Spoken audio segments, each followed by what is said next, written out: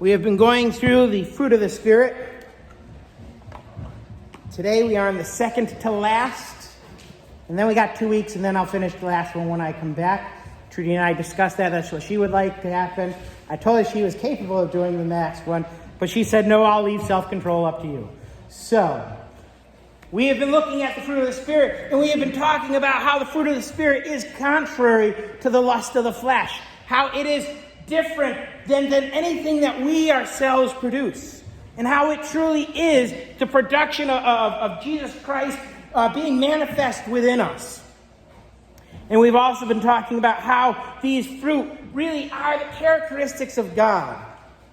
And so we have looked at them, and they are found in Galatians 5:22 through 23. And it says, for the fruit of the Spirit is love, joy, peace, patience, kindness, goodness, faithfulness, gentleness, and self-control. And against such there is no law. Right? So that is Galatians 5:22 through 23. And today we are looking at gentleness. And I will make an acknowledgement that gentleness is probably the one I struggle with the most. Because I have grown up the youngest of 3 boys. I have a younger sister. But when you have 2 older brothers, you kind of have to find a way of becoming the stronger one. Otherwise, you get held down most of your life. Which I did. I was held down. I literally held down. And so, gentleness is one that is not in my nature. It just isn't.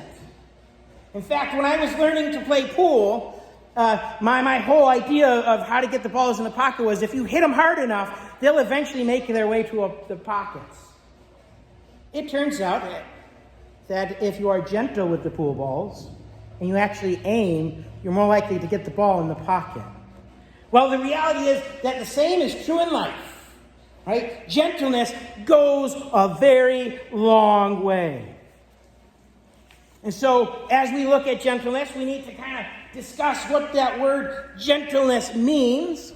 All right, the word that is translated as gentle here also is translated in other places as meekness. It is a word that kind of means calming, soothing, right? Not excitable, right? Not wild. And so as we look at gentleness, we come to recognize that we as believers are supposed to be a calming effect on the world. That we are supposed to be soothing. And I think that gentleness not only is something I struggle with, but is something that the entire world struggles with today, including the church. But it's important to realize that God is gentle. In fact, He is gentle, and we are grateful for His gentleness because He didn't have to provide mercy. He didn't have to provide grace. And if He weren't gentle, chastisement would be all we really knew. But gentleness is needed. Gentleness is needed. And God being gentle, He sent His Son. And Isaiah said this about Jesus. In Isaiah chapter 42, I have this in your bulletins. Behold, my servant whom I uphold, my elect one, in whom my soul delights. I have put my spirit upon him. He will bring forth justice to the Gentiles. He will not cry out, nor raise his voice, nor cause his voice to be heard in the street.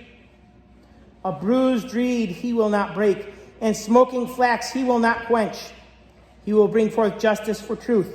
He will not fail nor be discouraged till he has established justice in the earth, and the coastlands shall wait for his law. And so Isaiah is painting a picture, and he really starts here talking about the suffering servant, the Messiah, and Jesus later applies this to himself in the book of Matthew. I believe it's Matthew chapter 12. And he says, he will not cry out in the streets, nor raise his voice. I am the father of 3 children. I raise my voice quite often. In fact, one of them is about to get my voice raised The two of you. Okay? Just slide over a little bit. All right? It is easy to raise your voice. It's easy when your kids are misbehaving to yell. That is not gentleness, and it's something I'm working on. Right?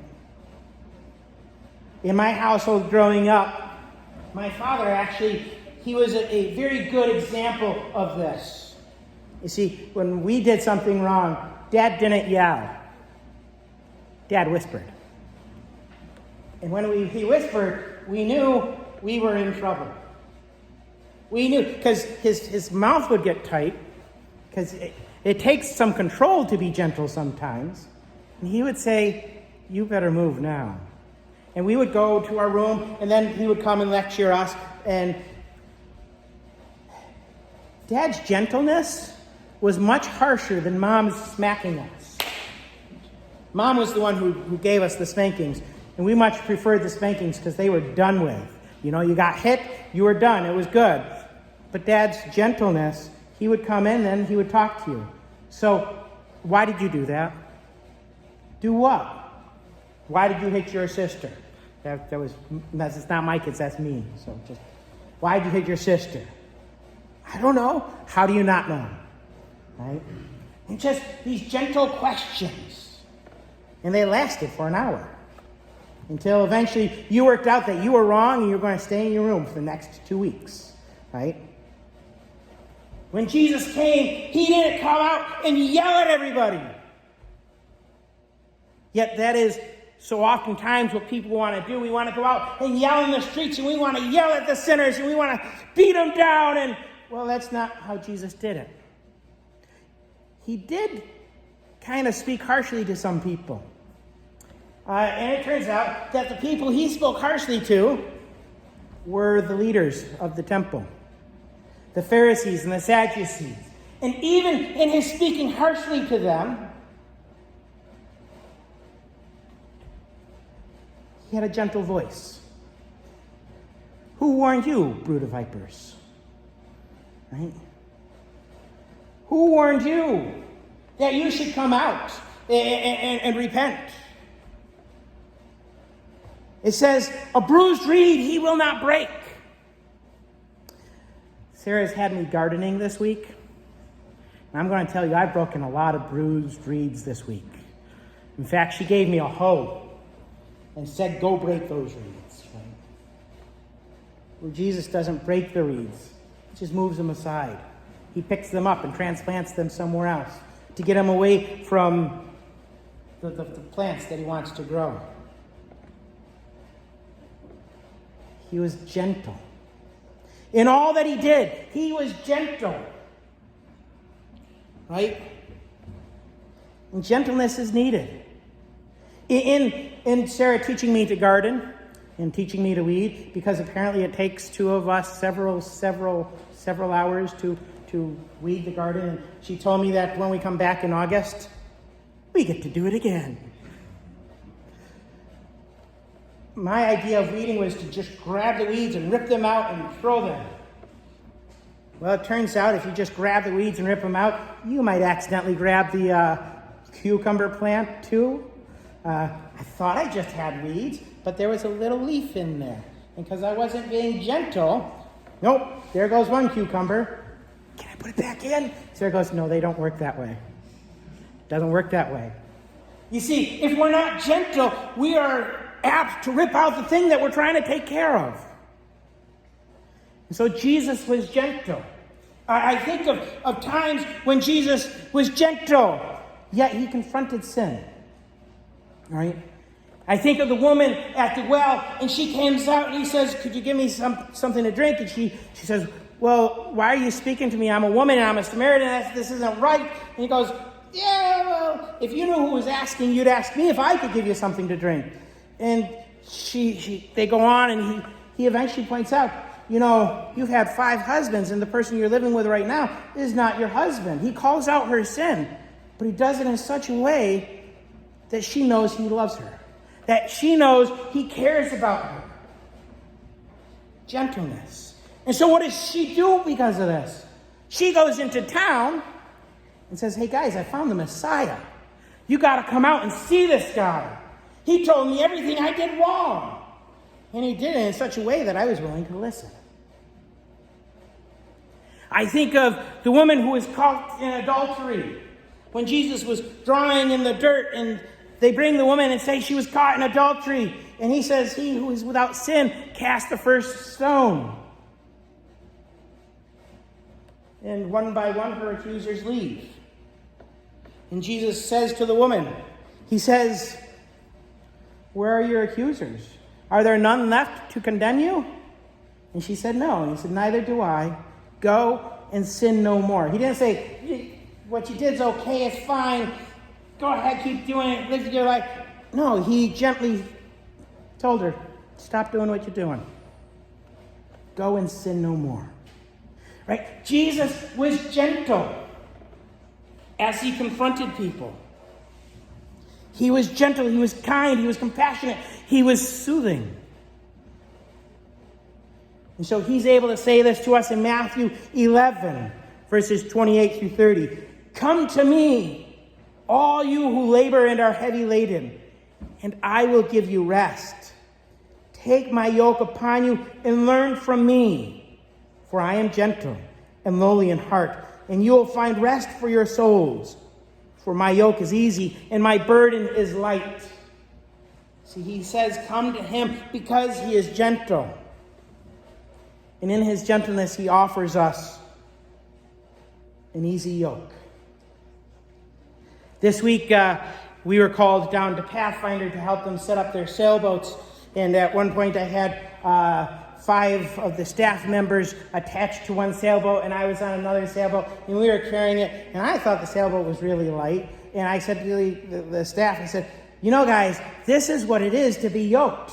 When we go left, we all have to go left. When we go right, we all have to go right. And we're all carrying the weight together. Well, Jesus calls us to be yoked with him because he's gentle. Yesterday, we were with my family traveling down to Eaton, and we were kind of yoked with my father and my brothers in front of us, traveling as a caravan. They were not so gentle. They stopped real hard. You're like, oh. We were in the back, and Sarah's like, the brakes. Yeah. And then they would take off real fast. My car just can't take off. Not real gentle. But Jesus is gentle. He wants us to be yoked with him so that we can walk through life with him helping to carry our burdens. He is gentle. We are called to be gentle likewise. The fruit of the Spirit, it's not just there to describe God, it's there to describe what we're supposed to look like, what we're supposed to be. Paul says it this way in Ephesians. He says, I, therefore, the prisoner of the Lord, beseech you to walk worthy of the calling with which you were called, with all lowliness and gentleness, with long suffering, bearing with one another in love, endeavoring to keep the unity of the Spirit in the bond of peace. You see, this is part of what it is to walk worthy of the calling we've been given, to walk gently, to walk calmly, to not be given to flashes of anger, to flashes of rage, to be tender as we take care of things. I wanted to bring an egg with me today because when we think about eggs, we realize that we have to treat them delicately. The reality is that we have to be gentle or we crush the egg. The same is true of the people around us. We have to be gentle or we find ourselves crushing them. But we live in a day and age where that's not the world around us. No, the world around us is really looking for Nietzsche's Superman, the Ubermensch, right? And if you're not familiar with Nietzsche and his Superman, the Superman in Nietzsche's philosophy was the guy who would force his will upon the rest of the world and establish right and wrong. through force, through power. Because in Nietzsche's philosophy, God was dead. But you see, we as believers, we know that God is not dead, and we don't need to force right upon people. Right? We can't make other people do what we want them to do. In fact, this is going to come back again in 2 weeks with self-control. We can't. We can't control others. We can't force people to love Jesus. You know. In the movie Aladdin, Genie says to Aladdin, there are some things when some rules when it goes to wishing. You know, I can't bring anybody back from the dead. I can't do this, and you can't wish for more wishes, and I can't make anybody fall in love with you. Right? Because if you force somebody to do it, it's not love. And we find in the church that we want to force people to love Jesus. Because we know it's right, we know it's good. But it doesn't work that way. Jesus calls us gently. That's why we sang that song softly and tenderly. In the midst of the world around us is screaming and chaos, Jesus calls gently. And so we as believers should also be gentle. If you look at the front of the bulletin, I thought this was really neat. I actually just pull these out of the box in the order they come in. And today it said, the wind is created by God. And as I saw that, it's like, you know, this week, it was hot. It was brutal. The world around us was beating down on us. And it was really nice Thursday night as we were playing on the band that the gentle breeze started to blow. We like the gentle breeze. The gentle breeze calms us, it soothes us, it takes away the pain of the heat, the suffering of the world around us. But if the wind's not gentle, we could have hurricanes, we could have tornadoes, and it then destroys. We need to be gentle. But in our gentleness, we also still need to stand for what's right. We still need to fight against evil.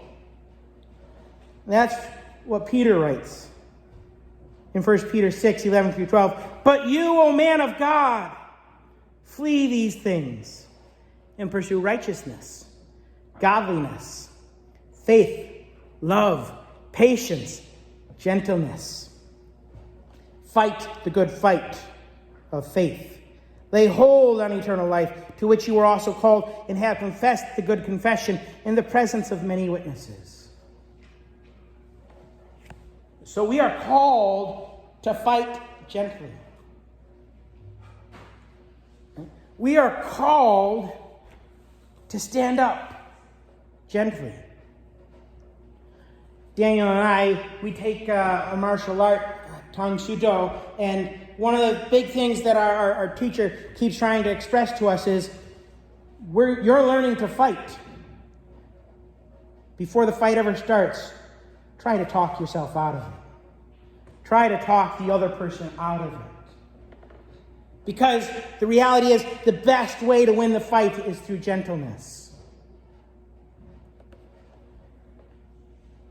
I can think of many times where I've needed to be corrected in my life by some older gentlemen. And you know, beyond my father disciplining me with gentle questions, sometimes the best correction, the best fight is the gentle corrections. Of the, well, what do you think should happen? What will come of that? Right? Learn to ask the questions. Learn to be gentle with it. Learn to recognize that the person next to you that you're dealing with already has the world beating down on them. They don't need us beating down on them too. No, they need us to offer hope. They need us to offer Jesus. They need us to point to his yoke. Gently guide them. Take their hands and walk them to the river. Don't throw them there. Don't push them there. Don't kick them there. As my son is smiling, that's what I'd do. I'd kick them there. Right? Gently lead them. As Jesus gently led us. As he has been gentle with us, so let us be gentle with the world. But we need to fight nonetheless. But as we fight, let's do it gently. Will you bow with me in prayer?